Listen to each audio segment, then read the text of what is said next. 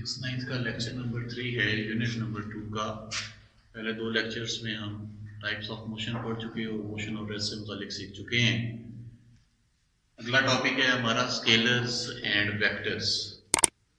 Scalars क्या होते हैं? Scalars are the quantities which can be described completely with the help of magnitude only। ऐसी तमाम मिकदारें जिनको सिर्फ मैग्नीट्यूड के जरिए मुकम्मल तौर पर बयान किया जा सके, मिकदार के जरिए उनको बयान किया जा सके, उन मिकदारों को स्केलर्स या स्केलर मिकदारें बोला जाता है। अब मैग्नीट्यूड क्या है? मैग्नीट्यूड का अलग हेडिंग दे के मैंने बताया कि magnitude means the numerical magnitude and direction. Numerical magnitude and unit. So magnitude में दो चीजें आती हैं, एक न्यूमेरिकल मैग्नीट्यूड आता है और दूसरा यूनिट आता है। यानी सिर्फ अगर लफ्ज मैग्नीट्यूड बोल लें या आप मैग्नीट्यूड एंड यूनिट बोल लें, न्यूमेरिकल मैग्नीट्यूड के साथ यूनिट बोल लें, दोनों का मतलब सेम है। तो जिन क्वांटिटीज को हम सिर्फ मैग्नीट्यूड के जरिए या दूसरे लफ्जों में न्यूमेरिकल मैग्नीट्यूड के साथ यूनिट लगाकर मुकम्मल तौर पर बयान कर सकें, उन क्वांटिटीज को स्केलर क्वांटिटीज का नाम दिया जाता है। इसकी एग्जांपल्स में मैंने लिखा लेंथ, मास, टाइम, टेम्परेचर, बहुत सारी इसकी एग्जांपल्स हो सकती हैं। इनमें से कोई भी एक क्वांटिटी ले लें, कोई भी एक क्वांटिटी ले लें। फॉर एग्जांपल मैं मास को ले रहा हूं, तो मास को जब हम एक्सप्रेस करते हैं, किसी बॉडी का मास जो है, आप जाके कहते हैं दुकानदार से कि हमें 5 किलोग्राम चीनी दे दो, 5 किलोग्राम, ये दो चीजें आप उसको बताते हो तो वो आपको 5 किलोग्राम चीनी दे देता है। मतलब उसको समझ आ जाती है कि आपको कितना मास चाहिए। तो इसमें आपने दो चीजें यहां पे एक्सप्रेस की हैं। एक है ये न्यूमेरिकल वैल्यू, ये जो अददी कीमत है 5, इसको हम न्यूमेरिकल मैग्नीट्यूड या अददी कीमत बोलते हैं। और दूसरा ये किलोग्राम, किलोग्राम जो है ये यूनिट है मास का, ये यूनिट है। Kilogram is the unit, 5 is the numerical magnitude. तो न्यूमेरिकल मैग्नीट्यूड के साथ यूनिट जब लगा दिया जाए तो इसको कंबाइनली हम कह सकते हैं कि ये बन गया मैग्नीट्यूड। न्यूमेरिकल मैग्नीट्यूड के साथ यूनिट लगा दिया जाए तो ये बन जाता है मैग्नीट्यूड। तो ऐसे तमाम क्वांटिटीज, जैसे आपने मास को एक्सप्रेस करने के लिए 5 और 7 किलोग्राम यानी न्यूमेरिकल मैग्नीट्यूड के साथ यूनिट, अददी कीमत के साथ यूनिट बता दिया, तो उसको समझ आ गई समझने वाले को कि भाई ये मास की बात कर रहा है, जिसके लिए उसने ये दो चीजें या अगर एक मैग्नीट्यूड बता दिया। तो ऐसी तमाम क्वांटिटीज जिनको सिर्फ मैग्नीट्यूड के साथ, जिसमें दो चीजें शामिल हैं, अददी कीमत भी है और यूनिट भी है, उसके साथ एक्सप्रेस किया जा सके कंप्लीटली, उनको हम स्केलर्स या स्केलर क्वांटिटीज कहते हैं। टाइम को भी इसी तरह से आप कह सकते हैं। टाइम में भी आप कहते हैं कि 5:40 हुए। यहाँ पे 5 के साथ यूनिट जो यूज हुआ है वो आवर्स है, 40 के साथ जो यूनिट हुआ है यूज वो मिनट्स है। तो 5 और 40 ये आपने न्यूमेरिकल मैग्नीट्यूड्स बताए, साथ hours and minutes and seconds ये टाइम के यूनिट्स बताए। तो टाइम की समझ आ जाती है, इसके लिए हमें किसी और चीज की जरूरत नहीं पड़ती। So such all quantities which can be described completely with the help of magnitude only. From magnitude means numerical magnitude and unit, those quantities are known as scalars. अब नेक्स्ट जो वेक्टर्स हैं, वेक्टर्स और scalar में difference ये होता है कि vectors में भी मैग्नीट्यूड आपने बताना है। वेक्टर क्वांटिटीज को डिस्क्राइब करने के लिए भी मैग्नीट्यूड चाहिए होता है, लेकिन उसके साथ एक चीज और एडिशनल चाहिए होती है। Vector quantities can be described completely with the help of magnitude and direction. यानी जो आपने स्केलर्स में मैग्नीट्यूड को एक्सप्रेस किया है, उस मैग्नीट्यूड को भी बताना पड़ेगा और उसके साथ आपको एडिशनल साथ डायरेक्शन भी बताना पड़ेगा। तो डायरेक्शन अगर मैग्नीट्यूड के साथ लगा दी जाए तो वो बन जाती है वेक्टर क्वांटिटी। सो इसकी वेलोसिटी है, डिस्प्लेसमेंट है, एक्सेलरेशन है, ये एग्जांपल्स चंद मैंने लिखी और बहुत सारी इसकी एग्जांपल्स भी बनती हैं। तो मतलब आसान बात ये है कि वेक्टर्स को अगर आप एक्सप्रेस करना चाहते हैं तो वेक्टर्स को एक्सप्रेस करने के लिए जिस तरह स्केलर्स को एक्सप्रेस करने के लिए आपने सिर्फ मैग्नीट्यूड से काम लिया था, इसी तरह वेक्टर्स को एक्सप्रेस करने के लिए मैग्नीट्यूड के साथ डायरेक्शन भी बताना पड़ती है। एक छोटी सी मिसाल, अगर आप कहते हैं, कोई आपसे पूछता है कि लाहौर का ननकाना से डिस्टेंस कितना है, और आप उसको बताते हैं कि 80 किलोमीटर्स है। 80 किलोमीटर्स जब आप उसको बताते हैं तो 80 किलोमीटर्स में आपने उसको दो चीजें बताई हैं, न्यूमेरिकल मैग्नीट्यूड बताया है और यूनिट बताया है। तो ये दोनों कंबाइन होकर बनती हैं सिर्फ मैग्नीट्यूड, यानी उसको ये जो चीज आपने बताई है ये बनती है डिस्टेंस। तो डिस्टेंस को आपने कंप्लीटली तौर पर एक्सप्रेस कर दिया with the help of magnitude only, और उस बंदे को समझ आ गई कि भाई वाकई 80 किलोमीटर, मैंने फासला पूछा था और इसने बता दिया कि 80 किलोमीटर है। So distance is a scalar quantity. Why? Because it is expressed in terms of magnitude only. इसको सिर्फ मैग्नीट्यूड के साथ आपने मुकम्मल तौर पर समझा दिया तो डिस्टेंस स्केलर बन गया। लेकिन यही चीज अगर आप साथ ये भी बता दें कि लाहौर यहां से 80 किलोमीटर है टुवर्ड्स ईस्ट, तो आपने मैग्नीट्यूड तो साथ बताया, यानी 80 किलोमीटर आप भी बता रहे हैं, साथ आपने ये जो ईस्ट बताया है ये चीज क्या है, ये डायरेक्शन है। तो जब मैग्नीट्यूड के साथ डायरेक्शन भी बता दी जाए तो वो फिर वेक्टर क्वांटिटी बन जाती है, वो स्केलर नहीं रहती। तो ये जो वेक्टर क्वांटिटी बनी, पहले जो स्केलर बनी थी वो डिस्टेंस थी, साथ डायरेक्शन लगा दी आपने 80 किलोमीटर के साथ ईस्ट की डायरेक्शन भी बता दी, तो अब ये वेक्टर क्वांटिटी बन गई और इस वेक्टर क्वांटिटी का नाम है डिस्प्लेसमेंट। बाद में डिटेल से इसको डिस्कस करेंगे कि डिस्प्लेसमेंट और डिस्टेंस में फर्क क्या होता है, कुछ और फर्क भी इनमें देखेंगे।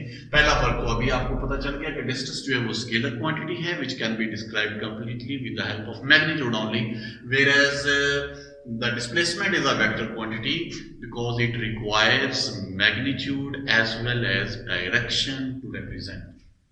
जी, अब हम बेटे मूव करते हैं towards our next definition which is representation of vectors।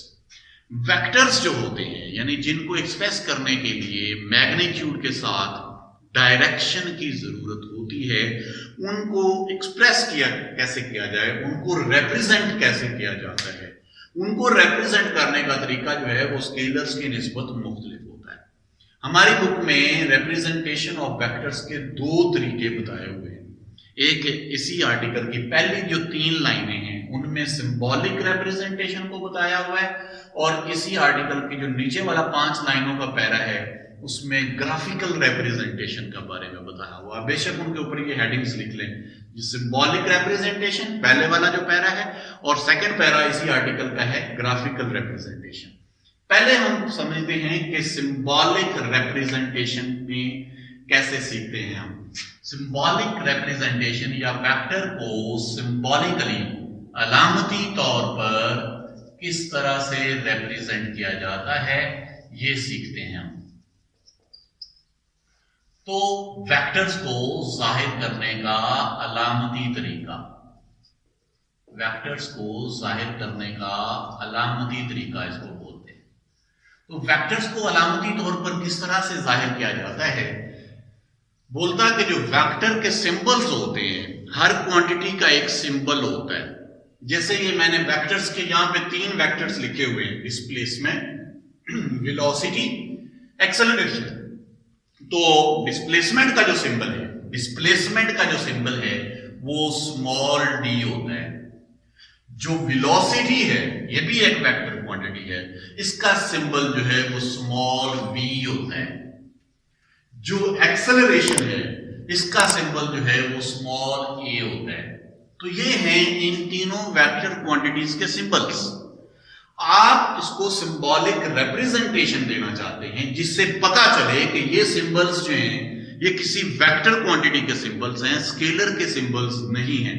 Simple लिख देने से ये कभी नहीं पता चलेगा कि ये स्केलर्स के सिंबल्स हैं या वेक्टर्स के सिंबल्स हैं। इन सिंबल्स को किस तरह से लिखें तो पता चल जाएगा कि ये वेक्टर को रिप्रेजेंट करने हैं। तो उसके लिए उसने 3 तरीके बताए हुए, इन सिंबल्स को लिखने के 3 तरीके उसने बताए हुए। कहता है कि या तो आप उन सिंबल्स को, जो उन वेक्टर्स के सिंबल्स हैं, या तो उन सिंबल्स को नॉर्मल लिखने की बजाय थोड़ा बोल्ड करके लिख दें, यूं एक्सेलरेशन का ए जो है उसको बोल्ड करके लिख दें, मोटा करके लिख दें। वेलोसिटी है उसका वी जो है उसको ऐसे सिंपल लिखने की बजाय बोल्ड कर दें। और डिस्प्लेसमेंट है उसका सिंबल स्मॉल डी है, उसको भी आप यूं बोल्ड कर दें। पहला तरीका तो ये सिंबॉलिकली किसी वेक्टर को रिप्रेजेंट करने का फर्स्ट मेथड ये कि आप जो वेक्टर का सिंबल है उसको बोल्ड कर दें, नॉर्मल लिखने की बजाय उसको बोल्ड कर दें, मोटा करके लिख दें। दूसरा तरीका बेटा जी सिंबॉलिक रिप्रेजेंटेशन का ये कि जो सिंबल्स हैं उनके ऊपर बार डाल दें, उनके ऊपर यूं सीधी लाइन लगा दें, लिखे उनको सिंपल है, मोटा नहीं करना, सिंपल लिख के उनके ऊपर यूं बार डाल दें।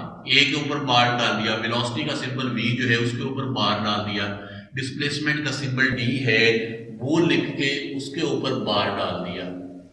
लिखना सिंपल है, उनको मोटा करने की जरूरत नहीं, अगर मोटा करना है तो फिर बार डालने की जरूरत नहीं है। ये एक मेथड कंप्लीट। ये दूसरा तरीका है कि या आप उनके सिंबल लिख के उनके ऊपर बार डाल दो, फिर भी पता चल जाएगा कि वो स्केलर्स क्वांटिटीज के सिंबल्स नहीं है बल्कि वेक्टर क्वांटिटीज के सिंबल्स हैं।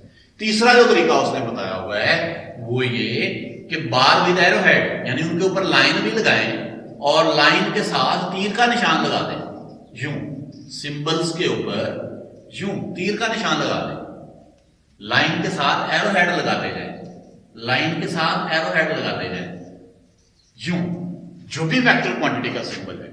तो ये तीन तरीके बेटा जी सिंबॉलिक रिप्रेजेंटेशन के लिए, यानी वेक्टर को सिंबॉलिकली अलामती तौर पर जाहिर करने के लिए, जिससे पता चले कि जो सिंबल आपने लिखा है वो स्केलर क्वांटिटी का नहीं बल्कि वेक्टर क्वांटिटी का है। उसके लिए जो उस वेक्टर क्वांटिटी का सिंबल बनता है, या तो आप उस सिंबल को बोल्ड करके यानी मोटा करके लिख दें, दूसरा तरीका ये कि आप उसके सिंबल के ऊपर बार डाल दें यानी स्ट्रेट लाइन, और तीसरा ये कि उसके ऊपर लाइन विद एरो हेड जो है वो आप उसके ऊपर ड्रॉ कर दें। तो ये वेक्टर को सिंबॉलिकली रिप्रेजेंट करने के तीन तरीके उसने यहां पे सिखाए हुए हैं। अब जो नेक्स्ट मेथड है वो ग्राफिकल रिप्रेजेंटेशन है। तो ग्राफिकल रिप्रेजेंटेशन में वेक्टर को किस तरह से रिप्रेजेंट किया जाता है इसको डिस्कस करते हैं। ग्राफिकली वेक्टर को रिप्रेजेंट करने के लिए नेक्स्ट जो पैराग्राफ है उसमें ग्राफिकल रिप्रेजेंटेशन दिया हुआ है, और ये आपके सेकंड चैप्टर की एक्सरसाइज का क्वेश्चन है, बहुत इंपॉर्टेंट है। ग्राफिकली वेक्टर को किस तरह से रिप्रेजेंट किया जाता है, बहुत इंपॉर्टेंट क्वेश्चन है ये। तो वेक्टर को ग्राफिकली रिप्रेजेंट करने का क्या तरीकाकार है, उसके लिए बेटा जी उसने बताया हुआ है कि graphically a vector is represented by a line segment with an arrow head. यानी वेक्टर को ग्राफिकली जाहिर करने के लिए एक लाइन सेगमेंट लें और उसके आगे एरो हेड लगा दें। यानी ये तरीका उसने बताया, एक लाइन सेगमेंट, लाइन और लाइन सेगमेंट में डिफरेंस आपको पता होता है। लाइन सेगमेंट जो है वो लाइन का एक हिस्सा होता है, कथाखत जिसको आप बोलते हैं, यानी पूरी लाइन अगर हो तो उसके दोनों साइड्स पे हम एरो हेड लगा देते हैं, वो इनफाइनाइट होती है। लेकिन जब हम उसको लाइन सेगमेंट बोलते हैं तो वो फाइनाइट हो जाता है, वो पता होता है कि वो जो जितनी लाइन लगाई हुई है उतनी है। जब लाइन बोलेंगे तो उसकी कोई लिमिट नहीं होती, दोनों तरफ इनफाइनाइट होता है। तो ये एक लाइन सेगमेंट ले लिया जिसकी लेंथ आपको पता है कि कितनी है, और उसके आगे एरो हेड। ये चीज ये है वेक्टर क्वांटिटी की ग्राफिकल रिप्रेजेंटेशन। अब इसमें क्या है, एक लाइन लगा दी और उसके आगे एरो हेड लगा दिया। लाइन की लेंथ कितनी लेनी है, एरो हेड किस तरफ लगाना है, ये भी उसने नीचे सिखाया हुआ आपको जी। तो बेटे आगे नेक्स्ट ये बोलता है कि length of line according to some suitable scale represents the magnitude of vector। यानी इस लाइन की जो लेंथ बनती है, इस लाइन सेगमेंट की जो लंबाई है, वो एक स्केल के मुताबिक उस वेक्टर के मैग्नीट्यूड को जाहिर करती है। याद रहे अभी आपको बताया कि वेक्टर में दो चीजें होती हैं, first is magnitude and other is direction. तो पता चला कि ये जो लाइन की लंबाई है ये है मैग्नीट्यूड के लिए, और जो एरो हेड है ये है डायरेक्शन के लिए। तो जहां पे ये दोनों चीजें इकट्ठी हो जाएंगी तो वो बन जाएगा वेक्टर।